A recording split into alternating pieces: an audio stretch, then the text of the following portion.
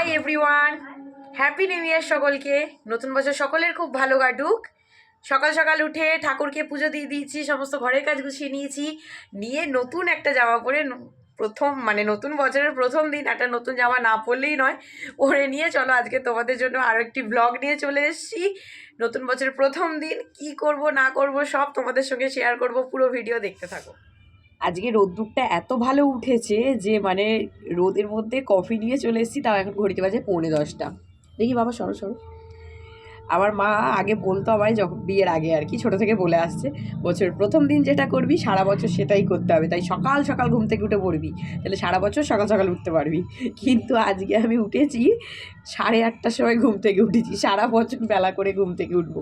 ওর আসি দেখো, উঠে কাজ টাজ গুছিয়ে চা নিয়ে বসতে বসতে, যদিও চা না, একটু কফি করেছি, নিয়ে ছাদে বসতে বসতে 9:45 বেজে গেছে। বড়মশাই আমিও সবাই মিলে চাটা আগে খাই, খেয়ে তারপরে রান্নার দিকে ঢুকবো। না বলে দাও তো, কি বলবে বলছিল বলো। Happy new year.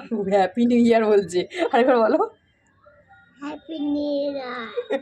নতুন বছরই আসুক কি আর এই পুরো পৃথিবীটাই উল্টে যাক, আমাদের মেয়েদের কাজের আর শেষ হবে না। কোনো দিন কাজ থেকে ছুটিও পাওয়া যাবে না, যে একটা দিন ছুটি থাকুক, আজ একটা স্পেশাল দিন, কোনো কাজ নেই, তুমি খালি শুয়ে থাকো, সেদিন আমাদের কপালে আর কোনো দিন আসবে না। বছরটা পাল্টেছে, কাজ তো সেই লেগেই থাকে। রোদ্দুর দেখেই এক গামলা কাচাকুচি ভেজাতে বসে গেলাম। ক্যালেন্ডারের পাতাটা উল্টেছি, নতুন বছরও পড়েছে। কিন্তু পুরাতন বছর নিয়ে কিছু কথা বলি। আগের বছর পুরো 2025 সালটা অনেকেই বলে যে আমার খারাপ গেছে, এই গেছে। আমার কিন্তু বছরের শুরুটা হয়েছিল কিছুটা ভালো কিছুটা মন্দ সব মিলিয়ে মিশিয়ে। তারপর কিন্তু সারাটা বছর কেটেছে খুব সাধারণভাবেই, খুব ভালো কাটেনি আবার খুব খারাপও কাটেনি। তাই চাই আমার নতুন বছরটাও খুব ভালো হোক, চাই না সাধারণভাবেই কেটে যাক। চলে তো এলাম রান্নাঘরে, কিন্তু এখনো বাজার আসেনি। উনি বলেছেন আজকে একটু দেরি করে বাজার আনবো, আজকে একটু খেতে দেরি হোক, সারা বছর দেরি করে খাবো। সে কখন মাংস নিয়ে আসবে আমি জানি না, যেহেতু 1 জানুয়ারি একটু তো মাংস খেতেই হবে। কালকে 31 মাংস খাইনি, আজকে তো একটু মাংস করবোই।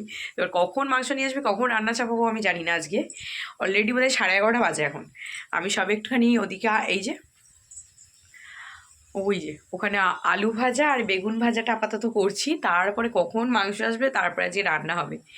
জানি না যে কত দেরি হবে আমার রান্না বান্না করতে। শুধু শুধু বসে থেকে সময় নষ্ট করার থেকে ভালো আমার রণসোনাকে চান টান করিয়ে দিই। চান টান করিয়ে ওকে একটা নতুন জামা প্যান্ট পরিয়ে দিয়েছি।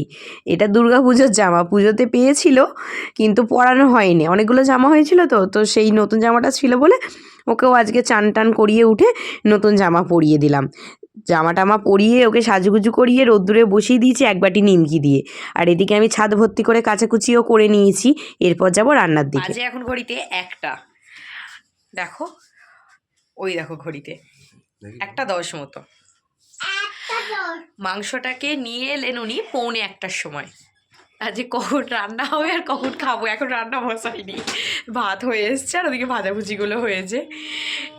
মাংস জাস্ট জোগাড়গুলো সব করা ছিল বলে তাও একটু নিশ্চিন্ত। এবার গিয়ে মাংসটা চাপাই, হয়ে গেলেই খেতে বসে যাব। এদিকে আমার বরমশাইটাও চান করে উঠে নতুন জামা প্যান্ট পরে নিয়েছে। তিনজনেই আজকে নতুন নতুন আমরা।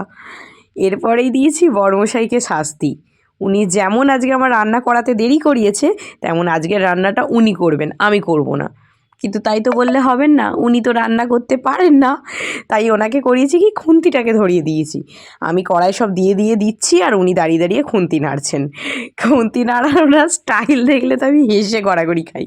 কিন্তু মাংসটা উনি করেন ভালো, খুব ভালো রান্না করে। আসলে ছেলেদের হাতে রান্নাটা সত্যিই খুব ভালো হয়, খালি আমাদের উনি করতে চান না, এই হচ্ছে ব্যাপার। দেখো খুন্তিটাও নাড়ে কেমনভাবে, দেখো আমি ওর যখন রান্নাটা দেখি না, পাশ থেকে দাঁড়িয়ে হেসে লুটোপুটি খাই। এরকম খুন্তি নাড়া দেখে তখন মনে হয় যে তুমি ছাড়ো তো, আমি করে নিচ্ছি রান্না। তবু একটু করে দিল ওই আর কি। খেতে বসে গেছি খাবার নিয়ে। রয়েছিল আলু ভাজা, বেগুন ভাজা, কালকের একটুখানি লাউ শাকের তরকারি, আর এই যে লাল লাল ঝাল ঝাল মাংস আর স্যালাড। মাংসটা দেখেই না আমার জিভে জল চলে আসছে। কেমন হয়েছে খেয়ে জানাবো। চলো আগে খেয়ে নিই আমরা। খেয়ে দিয়ে উঠে শুয়েও পড়েছি। ক্যামেরাটা অন করলাম এই কারণেই, কারণ মাংসটা যা খেতে হয়েছিল না সেই রণ মাংসটা কেমন হয়েছিল? মাংস কেমন হয়েছিল? দাবা খাও। আই গরু, ওর বাবা মাংসটা সত্যিই ভালো করে, কিন্তু ইচ্ছা করে রান্নাঘরে ঢোকে না, রান্না করতে চায় না। কি ভালো হয়েছিল গো খেতে। এর আগেও একবার করেছিল, তখনও মানে কষাটা এত ভালো হয়েছিল, আর এবারে একটু ঝোল ঝোল, কিন্তু এত ভালো হয়েছে। আমি এত ভালো করতে পারি না। ও এত ভালো রান্না করে, কিন্তু কিছুতেই রান্নাঘরে ঢুকবে না আর কিছু করতে যাবে না। খেয়ে সত্যি মন ভরে গেছে আমার। আর মানে খাওয়াটা যে ওভারলোড হয়ে গেছে। খেয়ে দিয়ে আগে একটুখানি ঘুম দিয়ে দিই, তারপরে বিকেলে দেখা যাবে কি করব।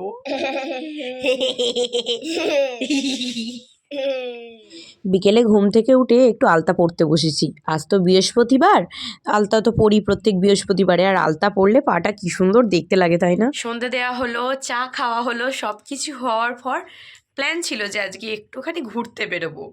বেশি দূর না যাই, কাছে পিঠেই কোথাও একটু ঘুরে আসবো।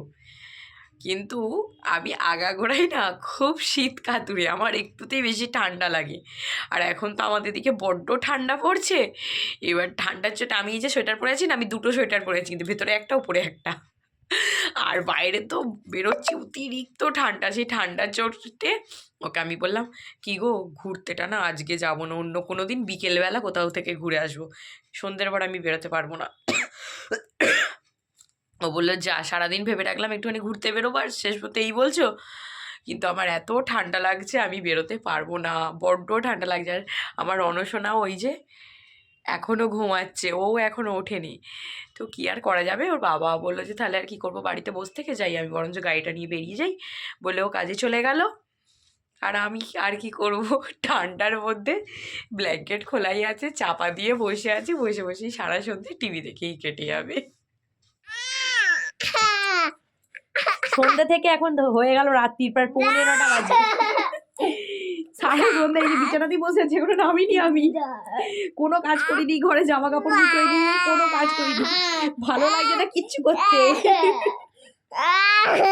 আর একটু পর পর এর বাবাকে ফোন করে করে বলছি, কি গো তুই বাড়ি চলে আসো, আজকে আমার না খুব বোর লাগছে। এ আবার ওর বাবাকে কি বলে, বাবা এগ রোল এনে দেবে, বাবা মোগলাই এনে দেবে। ওই দেখো, বদমাইশি শেষ নেই, ঘাড়ে মাথায় উঠে নেচে এখন ওর বাবা ফোন করে বললো আমি এক্ষুনি বাড়ি যাচ্ছি, দাঁড়াও এবার আসছে তো, এই তাড়াতাড়ি ঝটপট ঘরটাকে গুছিয়ে নি চলো। আমি এলাম এতক্ষণে সারাটা দিনের পর একটু আয়নার সামনে নিজেকে দাঁড় করাতে। এসে চুল টুল বাঁধতে লেগে গেলাম, আর বড়মশাইকে বললাম তুমি আজকে একটু আমায় ময়দাটা মেখে দেবে, একটু পরোটা করব। ও ময়দাটা মেখে দিচ্ছে, আর সেই সুযোগে আমি চুলটা বেঁধে নিচ্ছি। ঘরে চলে এলে রাত্রে এই একটা সুযোগ আমার, ও ভালো আটা ময়দা মাখতে পারে, অমনি বসিয়ে দিয়েছি, ও আটা ময়দাটা আর কি মেখে দিচ্ছে, আমারও কাজটা একটু এগিয়ে যাচ্ছে।